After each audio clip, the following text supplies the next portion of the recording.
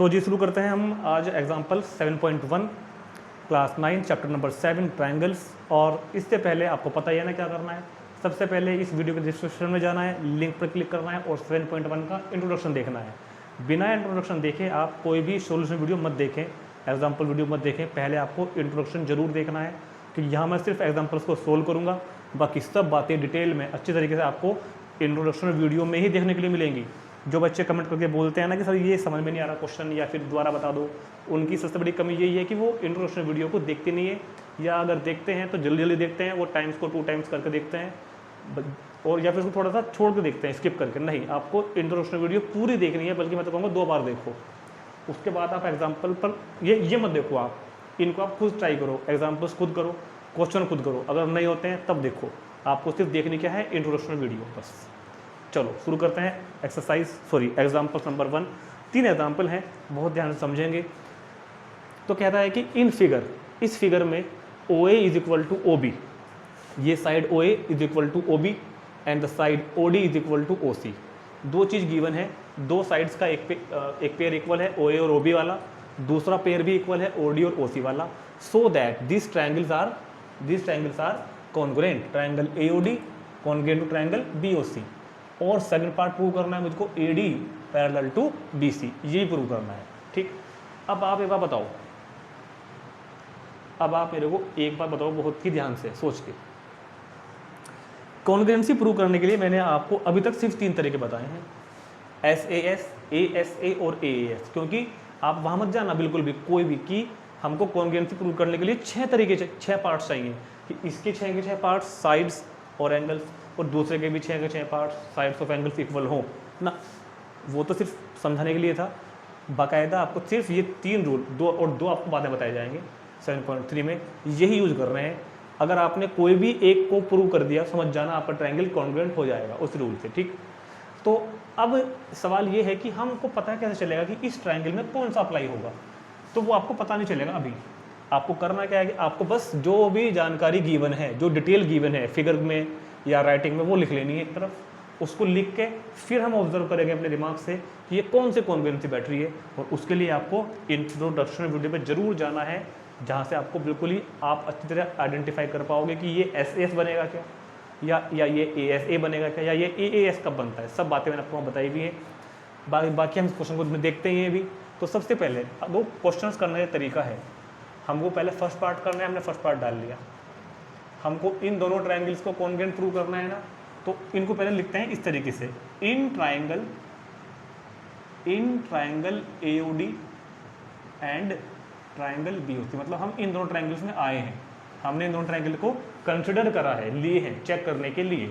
और आपकी सुविधा के लिए, जब तक आपको प्रैक्टिस नहीं होती, मैं ट्रायंगल्स को अलग बनाया करूँगा। ये आपको पता ही है, मैं बनाता ही हूँ हमेशा। तो ये भी O है इधर, ये भी O है। तो ये मैंने दोनों ट्रायंगल्स को अलग बना दिए, जो मैंने कंसिडर किए हैं, जो मैंने लिए हैं, जिनको मुझे प्रूव करना है, ट्रायंगल AOD और ट्रायंगल BOC। अब आप बड़े ध्यान से देखना, फिगर में देखो या जो गिवन है वहाँ देखो कि क्या क्या मेरे पास है, क्या क्या चीज़ मेरे पास है, उसको आप लिख दो। OA और OB इक्वल है, और निशान लगाते रहना। इस ट्रायंगल की साइड OA, उस ट्रायंगल की साइड OB इक्वल है, OA और OB इक्वल है। अच्छा, इनका रीज़न भी लिखना है कि ये क्यों इक्वल है। भैया ये गिवन है, ये मेरे को गिवन है। दूसरी बात, OD और OC भी गिवन है, OD और OC भी गिवन है, वो भी लिख दो। तो OD और OC भी गिवन है। जब आपको ये पता लग गया, अब आपको पता लग गया ना कि इस ट्रायंगल में 2 साइड इक्वल आ चुकी हैं, तो 2 साइड इक्वल वाली कॉन्ग्रुएंसी भैया कौन सी है, या तो SAS है, या फिर जब मैं आपको तीसरी वाली भी बता दूंगा तो हो सकता है यही बन जाए। भाई जरूरी थोड़ी है कि वो ऐसी बनेगी या फिर ऐसी बनेगी। तो अब आप तीसरी साइड भी ढूंढो, अगर तीसरी भी इक्वल है तो हम वो लिख देंगे, लेकिन ये तो हम बाद में पढ़ेंगे ना, फिलहाल ना ही बन रही है। तो अब आपको एंगल ढूंढना पड़ेगा कि क्या एंगल इक्वल है। अच्छा, अब याद करो, जब मैंने आपको ऐसे समझाई थी इंट्रोडक्शन में, तो हमको कौन सा एंगल लेना होता है, अगर आपको ध्यान हो तो हमको इन्हीं 2 साइड का बीच बना हुआ एंगल लेना होता है। ये नहीं कि कोई से भी उठा के ले लिया, ये वाला ले लिया या ये वाला ले लिया, ऐसा थोड़ी होता है। जो 2 साइड ले रहे हैं हम, उन्हीं के बीच के एंगल इक्वल होने चाहिए। देखो कि है या नहीं। हाँ, ये भी इक्वल है, क्यों है? अरे भाई ये वर्टिकल अपोजिट एंगल नहीं है क्या? तो ये भी लिख दो आप।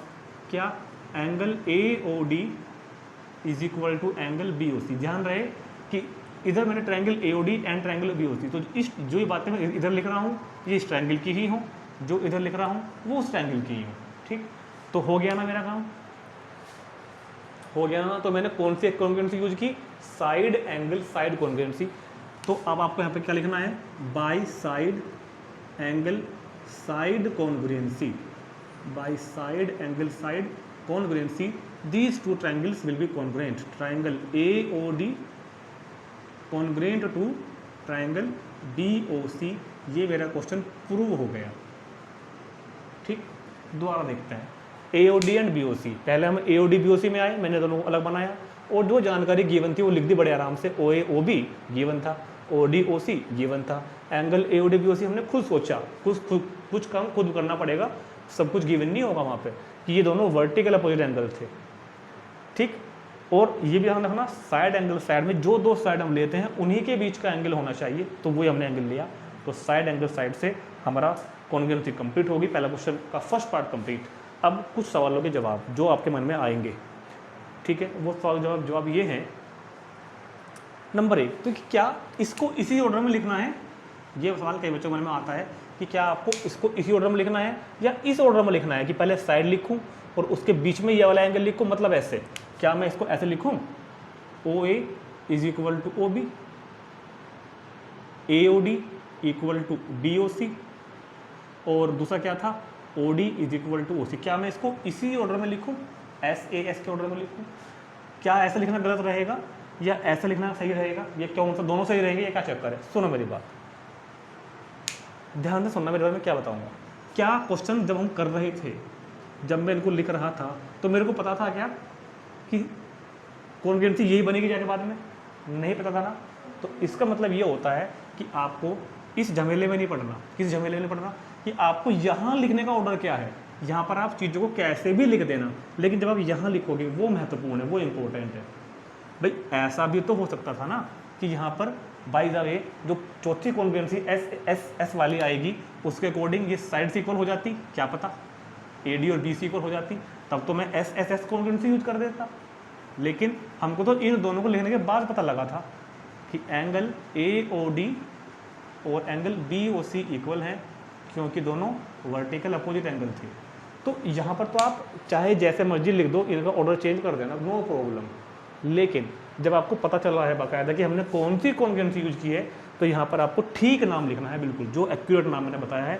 यहाँ पर आप ऐसे मत कर देना, इसको देखकर कुछ बच्चे करते हैं, क्योंकि इसको देख के मत कर देना SSA कॉन्ग्रुएंसी, क्योंकि आपको स्पेशली बताया गया था इंट्रोडक्शन वीडियो में कि ये कोई कॉन्ग्रुएंसी नहीं होती। तो आपको यहाँ पर वही ऑर्डर यूज करना है जो एक्चुअल में है, SAS। यहाँ पर आप कुछ भी लिख दो, ये भी चलेगा आपका। अच्छा, इसकी क्या अब क्या हुआ, अभी तो हम पहला क्वेश्चन कर रहे हैं, मतलब मैं तो नहीं कर रहा हूँ, मैं तो हर साल करता हूँ, आपके लिए बता रहा हूँ। जब आप क्वेश्चन काफ़ी कर लोगे ना तो आपको प्रैक्टिस हो जाएगी, आपको देख के पता चल जाया करेगा। ये भी बताता हूँ मैं कि यहाँ पे कौन सी कॉन्ग्रुएंसी लगेगी। तो फिर आप जब आपको पहले पता चल जाया करेगा ना, जब आप सुनो भाई, अब आप वीडियो देख रहे हो, क्वेश्चन को खुद भी करोगे, फिर प्रैक्टिस करोगे, फिर स्कूल वाले सर कराएंगे या फिर तुम्हारे ट्यूशन वाले टीचर कराएंगे, 2 बार वहाँ स्कूल में करोगे, स्कूल वाले सर एक क्लास में क्लास टेस्ट लेंगे, ठीक है, फिर आप अपने एग्जाम की तैयारी करोगे। जब हम एक तो एक्सरसाइज को 4-5 बार कर लेंगे ना, तो हमको केवल फिगर देख के पता चल जाता है कि यहाँ पर कौन सी कॉन्ग्रुएंसी लगेगी। तो फिर आप उसको ठीक ऑर्डर में यही लिख दिया करो, ठीक। लेकिन इस ऑर्डर का कोई ज़रूरत नहीं है, ये वाला ज़्यादा इंपॉर्टेंट, ज़्यादा नहीं, यही इंपॉर्टेंट है बस, ठीक। तो यहाँ पर आप अकॉर्डिंग टू क्वेश्चन चलना, जिस तरह आपको क्वेश्चन में बातें दे रखी हैं या जिस तरह आप फिगर को देख के ऑब्जर्व कर पा रहे हो, तो ये आने वाले क्वेश्चन में पता क्या हो, आने वाले क्वेश्चन में हमको एक भी जानकारी नहीं दे रखी होगी, सब कुछ मुझे फिगर से ही निकालनी पड़ेगी ढूंढ के। जब हम एक्सरसाइज करेंगे ना तो हमको ऊपर कुछ नहीं लिखा मिलेगा, फिगर बनी हुई होगी और वही से ढूंढना है कि क्या क्या इक्वल है। अब क्या पता भाई दिमाग पहले कौन सी चीज़ को देख रहा है, पहले हम एंगल को देख रहे हैं या पहले हम साइड को देख रहे हैं, ये तो नहीं पता ना। तो उस टाइम पे जो हमको पहले दिख जाएगा वो हम यहाँ लिख देंगे, जो हमको दूसरे नंबर पर दिखेगा वो हम यहाँ लिख देंगे, जो हमको तीसरे नंबर पर दिखेगा वो हम यहाँ लिख देंगे। फिर हम बाकायदा फिगर में रफ बनाकर देखेंगे पेंसिल से कि ये कौन सी बैटरी थी, वही नाम फिर हम यहाँ पर लिखेंगे, ठीक। समझ में आ गया होगा।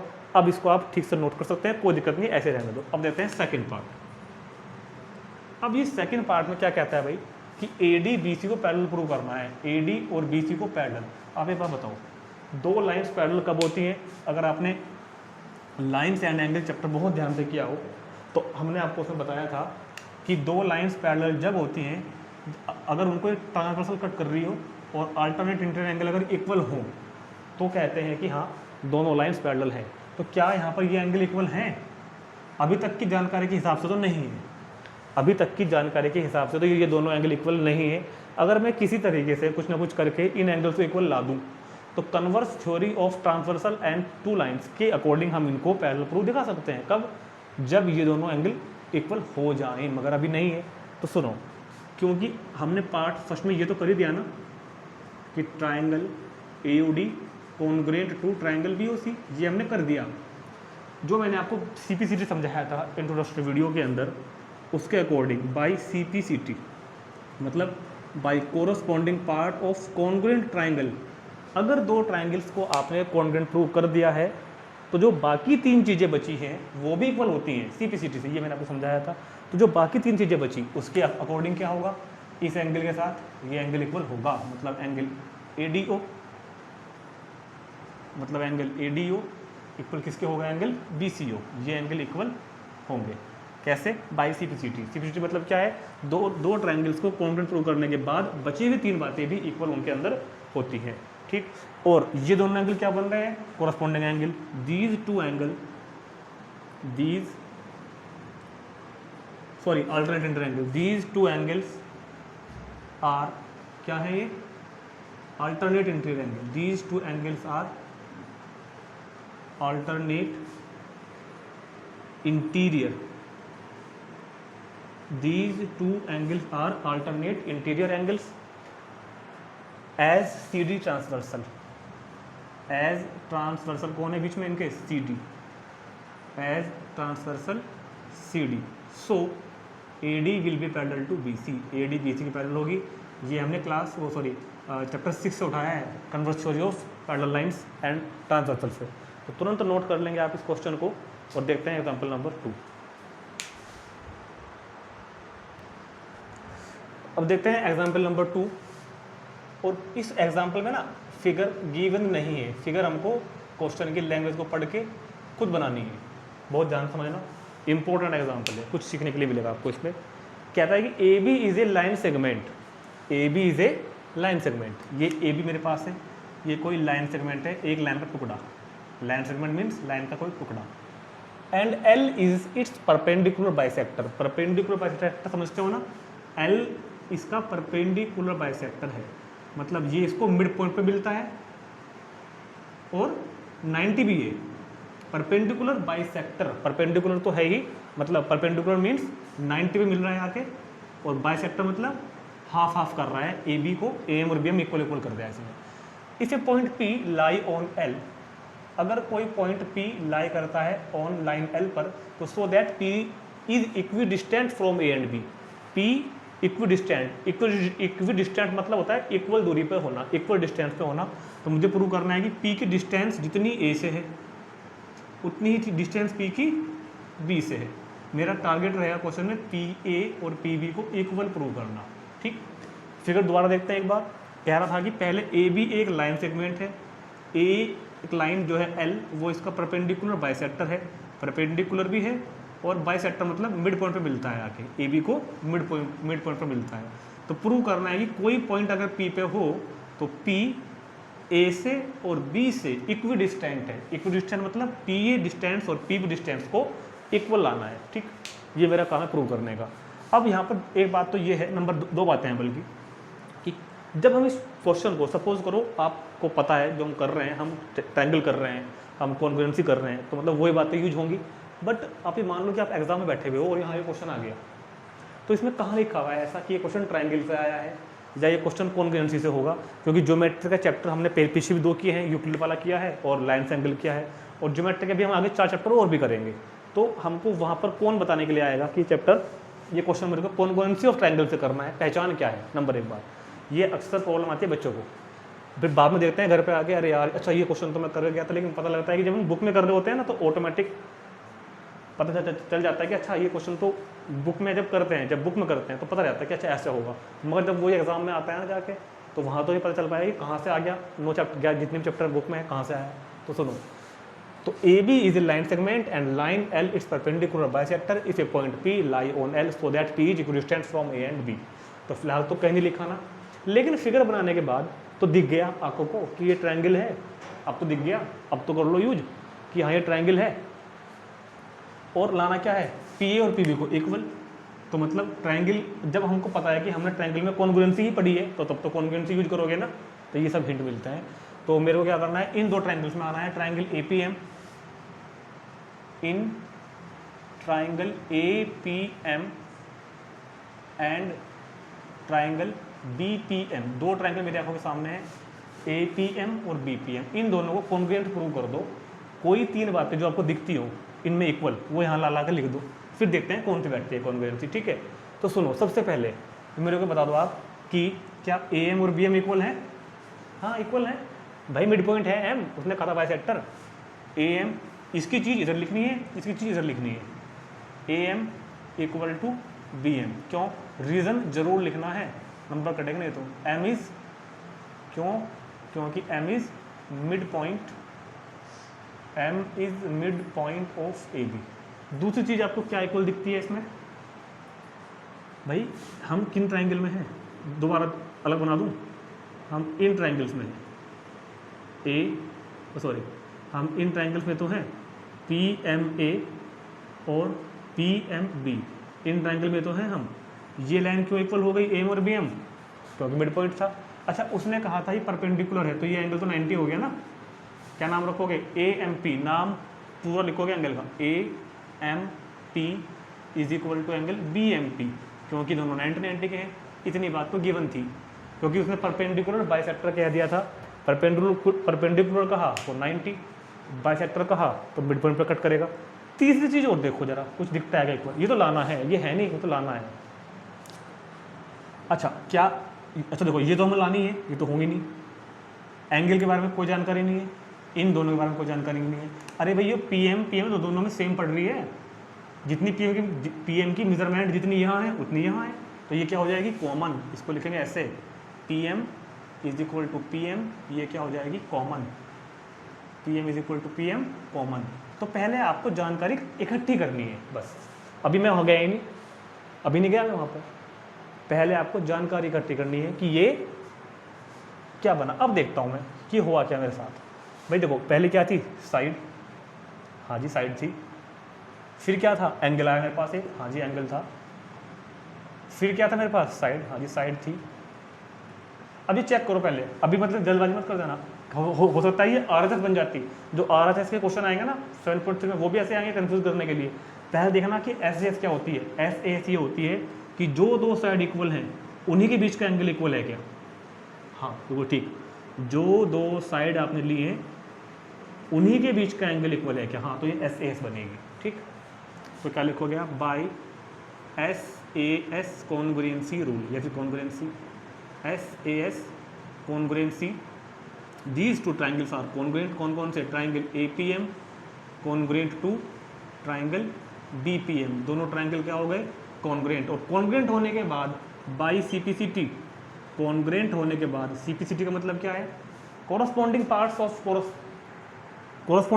Of congruence triangle. In triangles के जो बचे हुए कॉरस्पॉन्डिंग पार्ट्स हैं, 3 तो इक्वल हैं ही, जो बचे हुए 3 इक्वल पार्ट्स हैं वो भी इक्वल होंगे। CPCT का मतलब बचे हुए 3 पार्ट भी इक्वल होंगे। तो बचे हुए 3 पार्ट में तो बाबू ये भी आ गई, बचे हुए 3 पार्ट में तो ये भी आ गई, कौन, PA is equal to PB। और जब आ गई PA PB इक्वल, तो मतलब P is equidistant implies P is equidistant from A and B। यही हमको प्रूव करना था। प्रूव तुरंत नोट करेंगे। एग्जाम्पल नंबर 3 देखते हैं। फिगर बनी हुई है क्वेश्चन में, इस बार लैंग्वेज पढ़ते हैं। Line segment AB is parallel to, line segment AB is parallel to another line segment CD। मतलब AB और CD इस बार हमारे पास पैरेलल है। तो मेरे पास एक जानकारी तो यही हो गई कि AB और CD क्या है, पैरेलल है। और ये भी कह रहा है कि O is the mid point of AD। ये ओ इस ए डी का क्या है, मिड पॉइंट है। तो प्रूव करना है कि दोनों ट्राइंगल्स ये वाले कॉन्ग्रुएंट है और O is also mid point of C D. O A B का तो मिड पॉइंट है ही, साथ साथ इसको सी डी बी सी का भी प्रूव करना है। ए डी का तो है ही, साथ साथ इसको बी सी का भी प्रूव करना है। दो बातें प्रूव करनी है, ठीक है। अब सुनो, इन दोनों ट्राइंगल्स को कॉन्ग्रुएंट प्रूव करना है तो मैं इनको पहले अलग बना लेता हूँ, ए ओ बी और सी ओ डी को, है ना।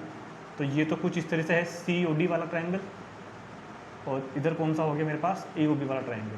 इन दोनों को कॉन्ग्रुएंट प्रूव करना है, तो कॉन्ग्रुएंट प्रूव करने के लिए तीन बातें चाहिए मेरे को, जबकि इस बार गिवन कुछ भी नहीं है ऊपर के स्टेटमेंट में, कुछ और ही लिखा हुआ है कि लाइन्स पैरेलल है लिखा हुआ है, एक पॉइंट एक लाइन का मिड पॉइंट है वो भी लिखा हुआ है, गिवन कुछ नहीं है डायरेक्टली। तो इस बार मेरे को तीनों बातें फिगर से ढूंढनी पड़ेंगी बैठ के, ठीक है। ये समस्या हमारे सामने आ गई इस बार कि इसको देख के मेरे को ऑब्जर्व करनी पड़ेगी कि कौन कौन सी तीन चीज़ें यहाँ पर इक्वल हैं। तो सुनो मेरी बात, उसने पहले क्या कहा कि ये सी डी इस ए बी के पैरेलल है। अब एक काम कर लो ज़रा, चैप्टर 6 में जाओ, लाइन्स एंड एंगल्स में, और अगर दो लाइन पैरेलल हो और एक ट्रांसवर्सल उनको कट करती हो तो ये दोनों एंगल इक्वल होते हैं क्या? चैप्टर 6 में पढ़ा था हमने। क्योंकि क्या, क्योंकि A B parallel to C D and क्या, D A D is transversal and A D is क्या है, ट्रांसवर्सल। ए डी क्या है, ट्रांसवर्सल। तो ये एंगल और ये एंगल इक्वल होगा, मतलब एंगल ओ ए बी, मतलब एंगल ओ ए बी ये वाला एंगल, दिस एंगल, और एंगल ये वाला, ये तो कौन सा, ओ ए बी, और वो कौन सा, O D C. O D C ये क्या है, अल्टरनेट इंटीरियर एंगल्स। तो चलो एक बात तो आई, फर्स्ट मान लो, ठीक है। अच्छा, अब इस चीज़ को हटाओ, लाइंस तो पैरेलल हैं ही, और साथ साथ अब ट्रांसवर्सल चेंज कर दो, तो भैया ये भी इक्वल होने चाहिए फिर तो, इसी रूल के अकॉर्डिंग जो भी बताया आपको। फिर से लिखो, since A B parallel to C D, अब के बाद ट्रांसवर्सल कौन है, B C, and B C is transversal, and B C is transversal. तो एंगल ओ बी ए, तो angle O B A is equal to होगा angle O C D, is equal to होगा angle O C D. ये भी क्या है, alternate interior angle. अब सब मैं ऐसे लिखा करूँगा, दो बातें इक्वल हो गई, दो बातें इक्वल हो गई, चलो जी कोई बात नहीं। तो मतलब जब दो बातें इक्वल हो गई तो मतलब क्या हुआ, इतना तो हो गया ना कि कम से कम हमको इतना अंदाज़ा हो रहा है कि ये वाली कॉन्ग्रुएंसी शायद बनेगी, शायद ए एस ए और ए एस, क्योंकि दो इक्वल होगी मेरे पास।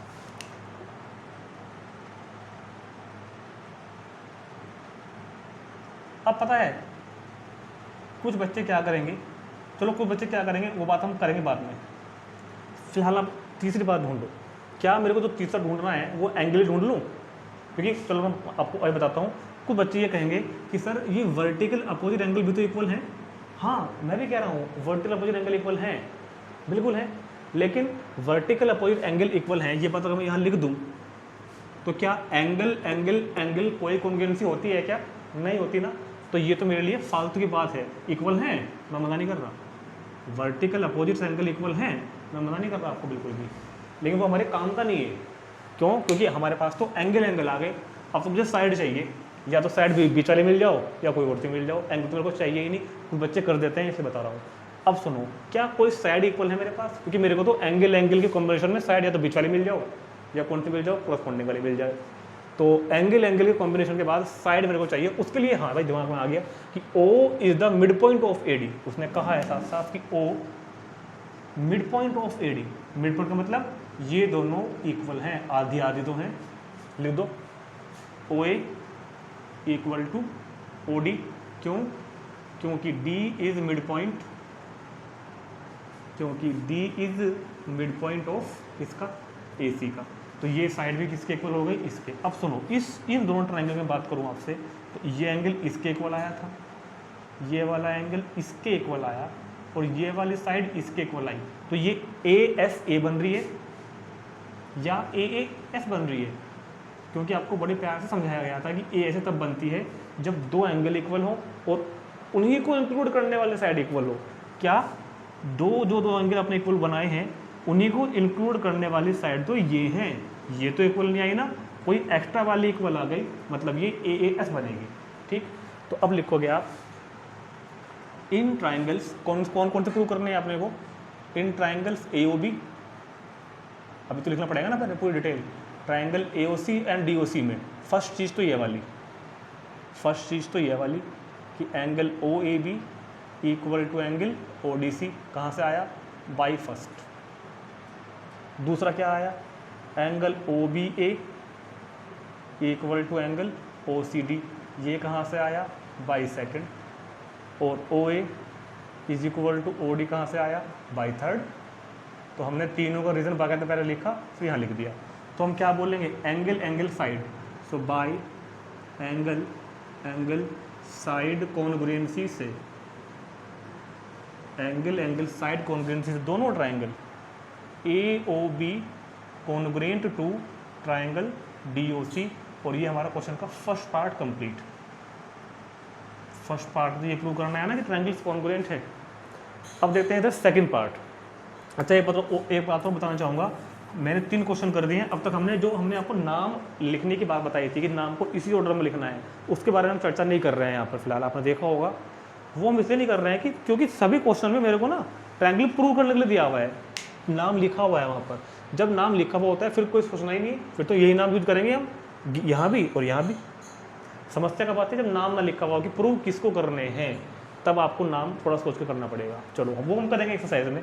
अब देखते हैं सेकंड पार्ट। सेकंड पार्ट में कह रहा है कि प्रूव करो कि ये इसका भी मिड पॉइंट है। तो एक बात बताओ, क्योंकि हमने फर्स्ट पार्ट में प्रूव कर दिया है ट्राइंगल AOB को कॉन्ग्रुएंट टू ट्राइंगल किसके प्रूव कर दिया है, DOC के। प्रूव कर दिया ना, AOB को DOC के कॉन्ग्रुएंट हमने प्रूव कर दिया। चलो अगर नाम लिखने की बात आ ही रही है तो मैं आपको एक बात बता ही दूं, ठीक है। क्या हम triangle AOB congruent to triangle COD लिख सकते हैं क्या? अगर मैं पूछ लूँ आपसे, क्या मैं triangle AOB congruent to triangle DOC के बजाय COD लिख सकता हूँ क्या? नहीं लिख सकता, क्योंकि ये नाम एक हाइड इन्फॉर्मेशन क्या देगा कि A C के इक्वल है। नहीं भैया, A C के इक्वल नहीं है, A तो D के इक्वल है। कहाँ गया मेरा, ये एंगल A तो D के इक्वल है। अगर नाम लिखने की अगर बात है तो अगर आपने नाम का ऑर्डर ऐसे रख दिया ना तो आपका सारा क्वेश्चन गलत हो जाएगा, क्योंकि इसके अकॉर्डिंग तो क्या बात बैठती है कि A C के इक्वल है, B D के इक्वल है। तो A तो C के इक्वल नहीं है, B तो D के इक्वल नहीं है, A तो D के इक्वल था, D तो C के इक्वल था। तो उसी के अकॉर्डिंग नाम पहले से लिखे हुए आए हैं, ठीक। चलो अब चूंकि दोनों ट्राइंगल्स कॉन्ग्रुएंट आ गए तो by CPCT we can say that, हम क्या कह सकते हैं CPCT से कि इन दोनों ट्राइंगल जो रिमेनिंग 3 पार्ट हैं वो भी इक्वल होंगे। भाई 3 पार्ट तो इक्वल हो ही गए थे, हमने करे थे दिमाग लगा के अपना। बाकी 3 पार्ट भी इक्वल होंगे और उन बाकी 3 पार्ट में ये साइड भी इक्वल हो जाएगी इस साइड के, ठीक। बाकी 3 पार्ट में क्या हो जाएगा, OB इक्वल टू हो जाएगी OC के बाई CPCT से। और अगर OB लाइन OC के इक्वल है तो इसका दूसरा अर्थ यही तो है कि दूसरा मीनिंग यही तो है कि O is mid point of BC। यही अपने को प्रूव करना है। O अगर OB OC इक्वल है तो इसका मतलब क्या है, O is mid point of BC। तो नोट कर लेंगे और हमारे 3 एग्जाम्पल्स खत्म हो चुके हैं। अब हम मिलते हैं आपको नेक्स्ट वीडियो में, एक्सरसाइज 7.1 का सॉल्यूशन लेकर आते हैं। तब तक के लिए इसको पढ़ेंगे और बताएंगे कमेंट करके कि जैसा भी आपने फील किया हो कमेंट करके जरूर बताना और शेयर करना। चलते हैं एक्सरसाइज 7.1 पर।